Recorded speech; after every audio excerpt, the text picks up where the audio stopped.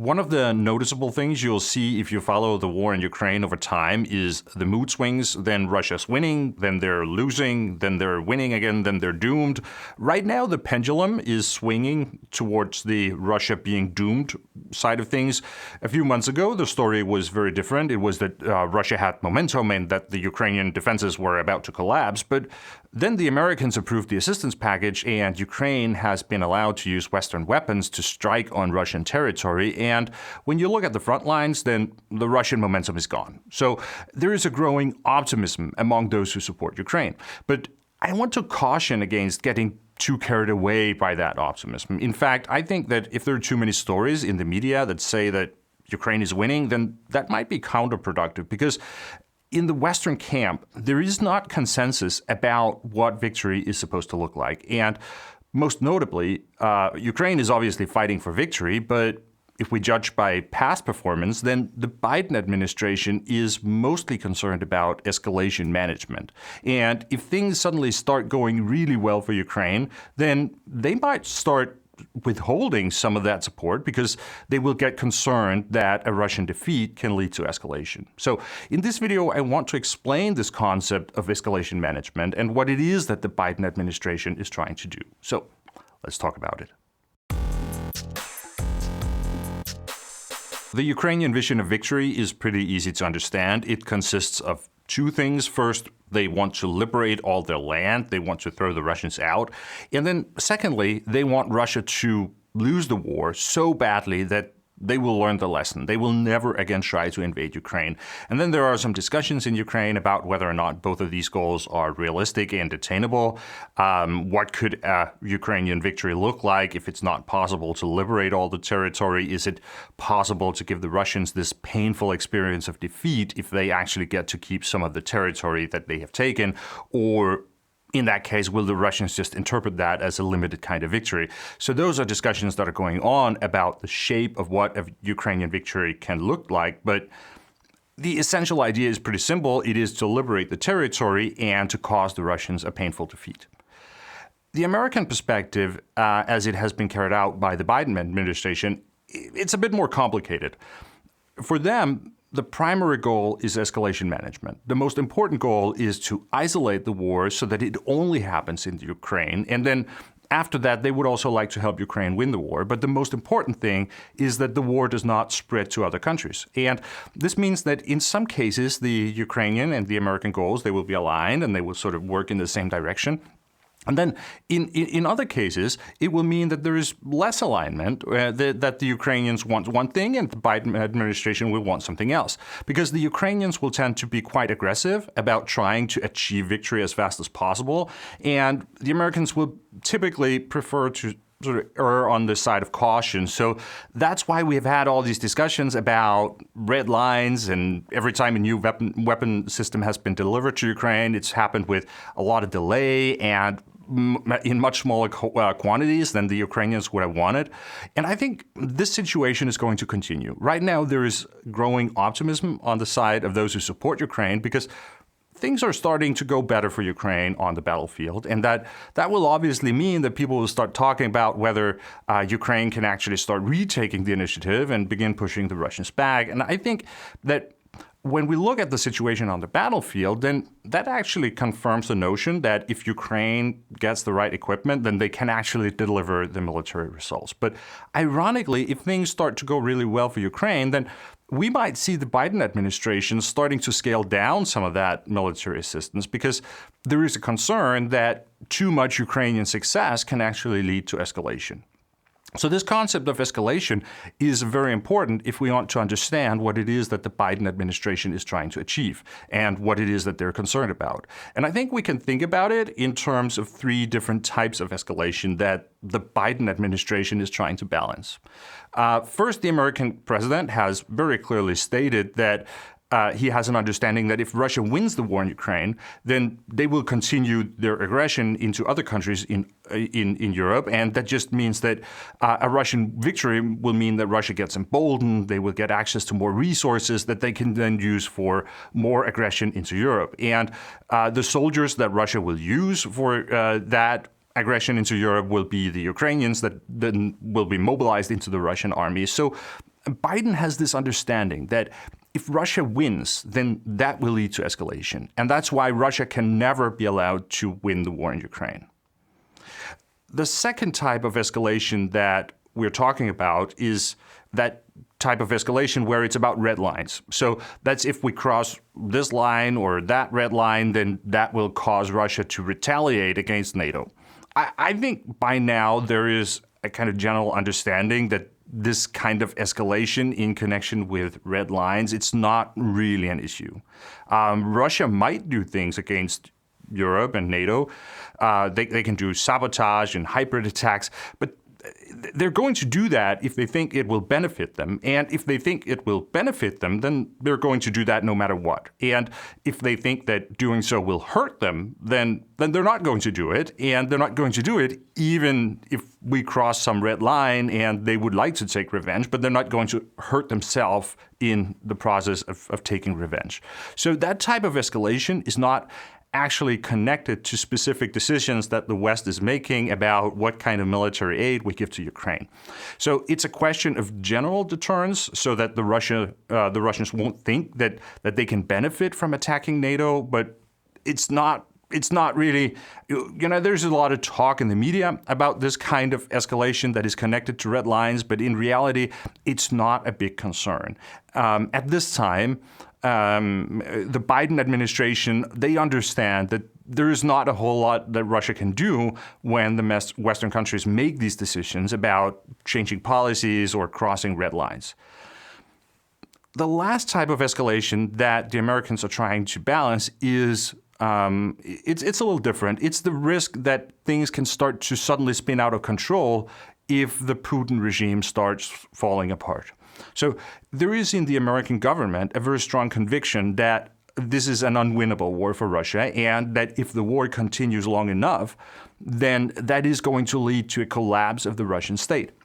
And there is also a strong concern that a transformation of power in Russia is not going to be a peaceful process, but it might be a much more violent thing where Putin is desperately fighting to keep the power and ultimately for his life. So essentially, it's nuclear weapons that the Americans are afraid of. As long as the war is happening just inside Ukraine and it's about winning in Ukraine, then there are limits to what Putin will do. I've made a video about why it's unlikely that Putin will use nuclear weapons to win the war in Ukraine, so you can see that if you want. But once we're talking about keeping the power in Russia, then there are no limits to what Putin will do, like none at all. He will do absolutely anything to keep the power in Russia because to him, that is the most important goal in the world. So this belief is very strong in the Biden administration that if the war continues long enough, then it is going to lead to a collapse in Russia. And they are very concerned that it is going to lead to escalation. So these are the three types of escalation that the Biden administration is trying to balance in the war in Ukraine. As I said, number two is not really a concern. So that is the type of escalation that they talk a lot about in the media. But in reality, it is the other two types that are most concerning for the Biden administration. So on the one hand, there is this concern that if Russia wins the war in Ukraine, then that is going to lead to a bigger war in Europe. So Russia can, under no circumstances, be allowed to win, and the Biden administration wants to continue supporting Ukraine to make sure that that never happens. So far, the American and the Ukrainian interests are aligned. They both want the United States to support Ukraine. But on the other hand, the Americans are concerned about what will happen if and when the Russian state collapses as a result of the war, because they believe that will be an extremely dangerous situation. And that's why we end up in this paradoxical situation that the Americans want to support Ukraine because under no circumstances can Russia be allowed to win. But at the same time, the Americans are deeply uncomfortable with the Ukrainian vision of victory because they believe that it might lead to dangerous instability in Russia.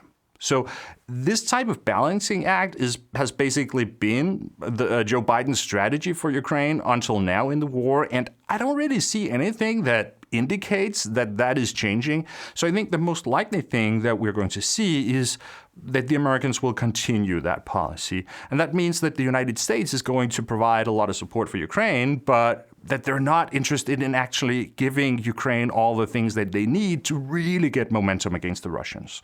So right now, we're coming from a period where the American aid was blocked in Congress and the Russians got the momentum, and there was a real fear that the Ukrainian defenses could collapse. So when the Biden administration got the chance, they made some very big decisions about how to boost the Ukrainians in the short term. But I think it's a mistake to assume that this is a new policy where suddenly the Americans have the same vision of victory as the Ukrainians do. And I don't think that this massive support is necessarily going to continue. It's more likely that if the Ukrainians start to get real momentum, then we might see the Americans scale down the assistance, and then we're again going to get all these discussions about why is the West providing too low quantities of weapons to Ukraine? So, why don't they get enough ATACMS missiles when we can clearly see that they are very effective and the Ukrainians are very good at using them and so forth? Because that is the balancing act that the Biden administration is trying to make. And that also means that the end state that the Biden administration envisions for the war is a negotiated solution, because they definitely don't want Russia to win the war, and they're concerned that something dangerous might happen if the Ukrainians win the war. So the solution has to be that neither side wins the war and that there has to be some kind of compromise. I think this was quite clear in an interview that Joe Biden gave to Time magazine last week.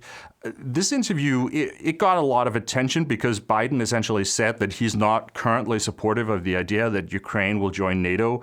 And that was not particularly well received in Ukraine. But Biden was asked what in his mind is the end game. What does the end game look like in Ukraine? And his answer was twofold. So on the one hand, he reiterated this idea that Russia can never, ever be allowed to occupy Ukraine.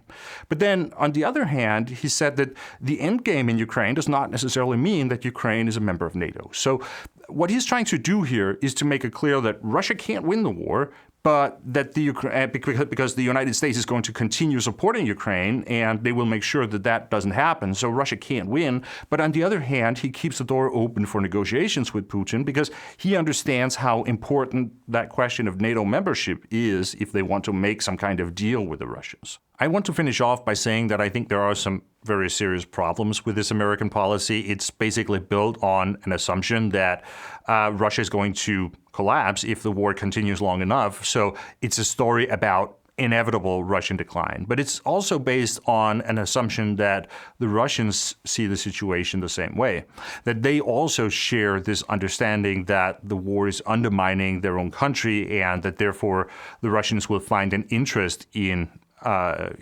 finding a negotiated solution. So it's a very weak assumption. And quite on the contrary, I think in Russia, there is actually a very strong belief that time is on their side and that eventually the West is going to get tired of helping Ukraine and then they will win the war. And there is in Russia a very strong belief in Western decline. So they, in general, they believe that the long-term trend is that the West is in decline.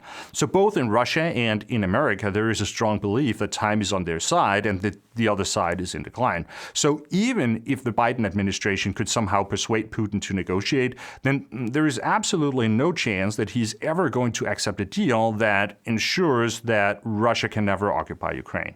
Because in Putin's mind, it might be the case that they can't occupy Ukraine right now, but since the West is in decline anyways, they should be able to occupy Ukraine in the future. So the Ukrainians understand this, and they fundamentally believe that the Americans are wrong.